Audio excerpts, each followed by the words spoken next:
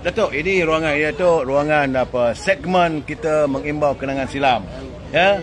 Boleh Datuk cerita sikit sebab Datuk membesar di Kota Raya Kuala Lumpur tu. Waktu saya dah bekerja. Tentu zaman bercinta Datuk dating kat mana Datuk? Kota Raya. Di Kota Raya. Galactica. Galactica. Waktu itu bagaimana bangunannya tu? Dah nak mengimbau Datuk waktu tu. Yalah, kalau nak ikutkan bangunan yang ada 70 apa masa tahun 80-an 90-an masih ada lagi lah. Masih ada lagi kalau kita tengok Kota Raya tu masih lagi begitu, tetapi dah cantik dengan catnya, bangunan tetap ada. Ya. Tapi apa yang saya tengok hari ini di dalam Kuala Lumpur ini kepesatan itu perlu diteruskan dengan prasarana pengangkutan yang elok. Ya. Yang baik. Hari ini kita telah lancarkan tender yang baru iaitu Circle Link. Circle Link tu kalau kita pergi London semua kita tahulah Circle Link ni akan menghubungkan semua lah. Ya, saudara Chris Delima. Dia kata Ditanya apa? Terbaik katanya. Datuk Razlan semoga dipermudahkan. Saya melihat sebenarnya Datuk Razlan ini pangkat bagi saya punya adik-adik lah pada saya. Anak-anak. Tengok muka dia muda, muka saya dah tua. Maklum sajalah saya dah beruban. Tapi saya melihat bahawa perjalanan politik Datuk Razlan ini saya rasa bahawa dia lebih dekat pada rakyat. Dan dengan wajah ni sentiasa muda. Apa ilmu Datuk pakai ni? Berapa umur Datuk sekarang? Tak ada ilmu tu. Berapa umur sekarang? 49 tu. 49. Badan tak naik-naik, steady aja. Jogging kan Dok? Tak ada. Main gym je. Dulu Datuk duduk di mana dulu? Dulu kecil-kecil saya duduk Kampung Maxwell. Kampung Maxwell. Kampung Maxwell tu kalau nak tahu PWTC tu bawah tu adalah tapak Kampung Maxwell. Yes, Kampung Maxwell itu dulu banyak putih joget tu. Kalau dulu banjir hujan sikit Kampung Maxwell tu akan banjir. Ya, sekarang ni demol lah Dok. Sekarang ni bukan demol di belah sini yang dekat flyover tu. Dekat sungai tu. Kat sungai tu. Tapi setengah orang panggil Kampung Mengali tu. Dekat Jalan Kucing. Itu yang beli Tengku Razali tu. Yes. Dah dihadiah kepada UMNO. Tapi masa tu Daud Kilau duduk situ, Mak Enon duduk situ, banyak filem star. Kita duduk situ lah dulu. Saya kecil-kecil saya duduk situ sampai umur saya 6 tahun. Kemudian pindah ke mana tu? Kemudian kita pindah tempat sementara di Flat Sentol. Flat Sentol tu flat untuk sementara sebelum kita pindah di Salak Jaya ini site and service. Masa tu Subrabanian bagi kita rumah harga sebenarnya mula 14,000. Tetapi kita bincang-bincang, kita cawangan masa tu bapak saya. Bapak saya bincang-bincang dengan dia, cakap YB mana ada kita mampu nak bayar 14,000, SMP kena bayar benda semua. Itu peranan ketua cawangan UMNO Jangan kira individu, is UMNO So bincang-bincang dapatlah kita 7,000 sebulan. 7,000 harga. Dari 14,000 dapat 7,000. Daripada 7,000 sebulan RM50 je. Faham eh? Faham sebulan RM50 je. Pun seksa nak bayar juga. Bapak Datuk kerja apa dulu? Bapak saya dulu attendant hospital. Attendant hospital ni dulu bapak saya, arwah bapak saya ni dulu dia tidak ada farmasi ketika lah orang buat ubat batuk ni. Ubat-ubat Panadol benda semua ni. Bapak saya ni walaupun dia ni tak ada ni, dia orang yang buat ubat batuk apa semua dia orang yang buat. Cuma nasib baik Datuk tak laluk dengan ubat batuk tu Tak ada. Dulu tak ada ubat batuk ni laluk. Tidaklah ini segmen ini Datuk memori kenangan silam. Datuk mengimbau masa muda, Datuk belajar sekolah mana, Datuk bercinta di mana. Datuk kahwin di mana? Orang mana isteri Datuk? Saya kahwin dengan orang Negeri Sembilan. Alamak. Flat Sri Kota. Macam mana Datuk asal kampung orang asal Negeri Sembilan tapi duduk kat Flat Sri Kota. Datuk bukan asal Negeri Sembilan Datuk orang belah Sabak Bernam tu. Sabak Bernam, Sungai Besar. Saya macam mana tu? Kena joget aja tu. Jangan masuk suku cukup.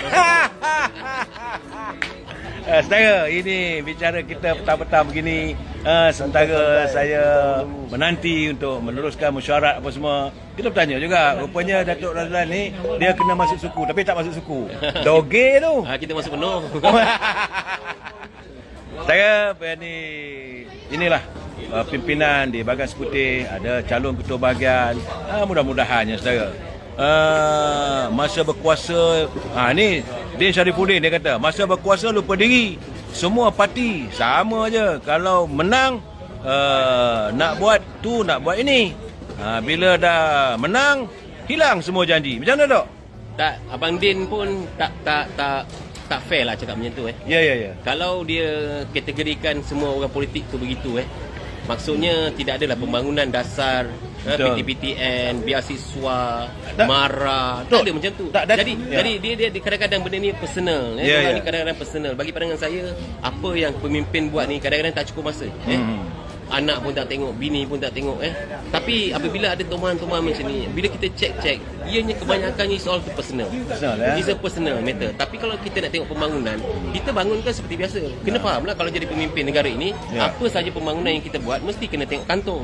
Kalau kantong kita banyak, cukai kita banyak, kita bolehlah buat pembangunan itu dengan pesat. Baik, Datuk. So it's balance lah. Yes, cuma saya nak tanya Datuk, apakah Datuk bersetuju dengan saya? UMNO itu suci Datuk, tapi yang jadi merosaknya tu, selalu saya katakan setengah-setengah pemimpin yang sekarang ni pun dah tersingkir dan sebagainya. Bukan UMNO tu, semua parti macam tu. Cumanya kita kena faham bahawa UMNO ni adalah sebuah perjuangan. Pemimpin datang dan pergi. Bukan kita, mungkin orang lain. Jadi itu adalah sebuah perjuangan. Jadi maksud saya semua parti pun sama. Semua apa yang baiknya UMNO ini daripada dulu. UMNO ni lah yang membina, dan tidak ada satu orang Melayu, satu orang Cina, satu orang India, kadang-kadang dusun yang boleh mengatakan tidak ada jasa UMNO pada mereka. Sesuai lah Datuk jadi sisa politik pada Timbalan Perdana Menteri. Kan? Mempertahankan to the fullest. Orang kata begini, saya gelecik gini, Datuk pertahankan juga. Tapi Datuk, waktu Datuk sekolah dulu apa semua, Datuk jangan lupa Datuk, kita dulu masa mula zaman 80-an dulu, kalau orang tua Datuk hanya sebagai hospital attendant, tentulah makan pun tak sesempurna macam sekarang. Ya betul, makan kita kalau kicap, ada bawang, ada apa ikan bilis, itu makanan yang paling sedap. Tak adalah telur pula Datuk Kalau ada rezeki, telur. Oh dulu telur tu makan kayangan juga makan kayangan juga. Sekarang ni telur dah pergi kutuk-kutuk telur. Itu kena tanya Wika Siong tu. Sebab Wika Siong aja juara telur di Parlimen. Tetapi bila Datuk mengatakan bahawa kehidupan itu menyedarkan you bahawa rakyat ini memerlukan perjuangan Datuk. So Datuk sekarang ni berada di anjing kuasa bersama dengan Timbalan Perdana Menteri. Datuk jangan lupa orang bawah tu. Tak insya-Allah tak. Anak-anak muda. Datuk jangan lupa Datuk macam Mara. Mara di bawah kementerian Datuk tak? Ya. Jadi sekarang ni chairman Mara pula lantik daripada bekas ketua muda. Insya-Allah. So saya kadang-kadang ngeri juga tu. Dah ada kuasa ni kalau dilupakan macam mana tu? Tak ada. Insya-Allah. Datuk jangan kata tak ada tu. Pengalaman silam ada tu. Dia macam ni. Apabila kita buat sesuatu perjuangan tu, dasar itu dia mestilah akhirnya rakyat yang dapat. Kalau ada rezeki kita selit-selit ke apa ke yang lain-lain tu, itu rezeki. Tetapi kita diberi peluang untuk merebut rezeki ini apabila kita buat pembangunan. So setiap pembangunan itu mesti akan ada belanjawan ekonomi, kegiatan ekonomi dan segala-galanya. Jadi kita rebutlah perkara-perkara itu. Rebutlah perkara-perkara itu. Tetapi yang paling akhirnya rakyat sepatut dapat manfaatnya. Sebagai contoh, katalah kita nak buat hari ini rumah PPRT. Rumah PPRT hari ini Datuk Zaid minta rumah PPRT itu biarlah rumah PPRT berkelompok. Kita ada banyak tanah. Okey, kita kutiplah orang-orang yang ada masalah B40 ini, yang miskin tegar ni apa semua. Kita letakkan satu tempat bagi prasarana yang cukup, yang cantik macam kita buat dulu kampung baru. Kenapa hari ini kita tak boleh buat? So itu di antara perkara-perkara pembaruan yang kita nak buat. Kita tak nak hari ini orang PPRT kita bagi dia rumah tapi dia duduk seorang-seorang kat situ dengan tanah 3-4 ekar tapi dia tak ada buat pembangunan ekonomi. Jadi kita kena buat perkara-perkara ini untuk kita cambahkan lagi. Kalau kita pindahkan dekat situ, mereka ada sekolah, mereka ada tempat berniaga, mereka ada tempat berladang, bertani, semua kita kena buat. Jadi ini perkara-perkara yang kita buat secara berterusan. Jadi lupa tak lupa Datuk Seri, lupa tak lupa ini terpulang kepada macam mana kita nak mendapatkan apa yang telah terhidang yang kita laksanakan kepada rakyat. Tok, saya nak tanya Tok, Datuk punya kementerian ni besar Tok. Bajet besar tak tahun ni Tok? Bajet besar. Berapa Tok? Tahun ni kita dapat 11 bilion. 11 bilion Tok ya. Kementerian Pembangunan Bawah Bandar dapat 11 bilion. Mara dapat berapa Tok? Mara tu selalunya kita question mark lah. Sebab apa? Mara ini dari sisi perlembagaan, dia dijaga agar tidak didokumentkan belanjawannya. Cuma saya nak bagi tahu salah satunya adalah macam beasiswa Mara, 10 bilion kita sediakan untuk pusingan. Oh ada Tok ya. Tak bukan pasal apa, saya khawatir Tok sebab Mara ni tak mau jadi macam apa dana jana berwibawa tak berwibawa betul. Bang tahu tak hari tu 5.7 bilion projek kita batalkan jana wibawa tu. Kalau kita hari tu kita tak ada kuasa, dia teruskan 5.7 bilion, hari tu dah pun ratus-ratus juta. Saya rasa ini mau 2-3 bilion duit dia bang. Betul. Tak, kita bukan apa musuh dia orang dari segi politik tu. Kan? Tapi saya melihat bahawa kalau yang hak itu diperuntukkan untuk warga bangsa kita tu, sepatutnya dipelihara lah, dipertahan lah. yang mana perlu diberi, berilah Tok. Tapi dia yang kita kecil hati, kita sakit hati ni, bila ada orang yang menggunakan nama Jana Wibawa tu kononnya nak mempergiatkan ekonomi orang Melayu. Ya. Padahal apabila kita tengok pemberi duit rasuah ini semuanya datang daripada bangsa bukan Melayu. Itu maksudnya orang Melayu yang dipilih di Seven ni semua ada Alibaba. Jadi seorang Perdana Menteri seperti Tan Sri Muhyiddin itu membuat keputusan, membuat guide apa kita punya perolehan, takkan you tak check. Kita bukan racist tu ya. Kita bukan racist. Tetapi apabila digunakan Jana Wibawa itu adalah untuk memperhebatkan, memartabatkan atau membuatkan pusingan modal untuk orang-orang Melayu berniaga, pada akhirnya sebenarnya apabila kita lihat yang belakangnya semua adalah bukan Melayu, maksudnya itu juga ada orang Melayu. Ini adalah perompakan harta orang Melayu yang terbesar sekali. Saudara, saya sedang bercakap ni dengan sisa politik pada timbalan Perdana Menteri, saudara. Sebab hari ni memanglah, saya minta maaf saudara, petang ni kita sepatut mengimbau, tapi ada kesempatan begini kita bercakap politik sikit. Kalau boleh kita tekan sikit lah saudara kan. Bagi saya perjuangan saya adalah rakyat Datuk. Kena ingat Datuk, orang Melayu kita ini nak puasa dah Datuk. Sekarang ni tapi itulah kesian. Harga barangan naik tu. Tak, kesian puasa. Sebab kita orang ni, siapa-siapa yang menang lepas ni, dia ada tempoh bertenang 6 bulan tak buat kerja. 6 bulan tak buat kerja. Tidak, maksud saya tu berpuasa ni kerana warga memerlukan barangan keperluan. Dan saat ini tu, saya cakap terus terang tu, masih lagi melangit harga barang tu.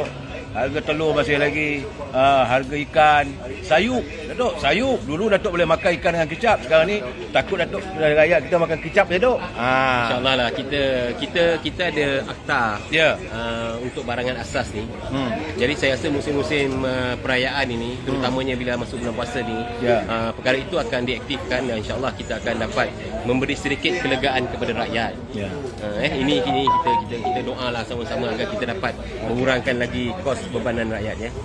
Terima kasih Datuk Razlan. Saya cakap sepatah dua Datuk sebentar ini menang ke Datuk, apa janji apapun keputusan hari ini saya reda. Kita sebagai orang Islam kita tahu setiap pemimpin itu apabila diangkat sudah namanya ada di Lauh Mahfuz. Itu adalah perkara-perkara asas yang kita kembali kepada agama kita dan juga kita punya cara hidup. Islam secara hidup. So apapun kita buat kita kena reda. Kita kena usaha, kita kena doa dan akhirnya kita tawakal. So insyaAllah lah apa saja keputusan kita terima dan doakan sama-sama agar saya dapat memimpin UMNO Bangan Sekutu. Terima kasih. Datuk Razlan juga bertanding sebagai untuk teman-teman di seluruh negara masih mengundi. Beliau juga bertanding sebagai ahli majlis tinggi. Saudara, saya minta maaf pagi ni petang ini sebab politik saya. Malam nanti saya akan mengulas tentang apa yang berlaku di seluruh negara berhubung dengan keputusan dan sebagainya. Cuma saat ini saudara, kerana kebetulan saya berada di hadapan Dewan Utama, Dewan Tunggafa. Terima kasih saudara Nur Ruzaidah Abdullah, dia kata Datuk Razlan terbaik. Raja Kamal Baizal, apa khabarku orang sini? Raja Rul Zaidah. Baik. Kita mengharapkan apa yang dijanjikan dilaksanakan saudara. Saya melihat beliau menumpukan mantan Ketua Pemuda Wilayah Persekutuan, mantan Exco Pemuda dan hari ini menjadi ahli majlis tinggi. Salurannya dah kena. Dan kebetulan dia beliau menawarkan diri untuk bertanding sebagai ketua bahagian. Mudah-mudahan dipermudahkan.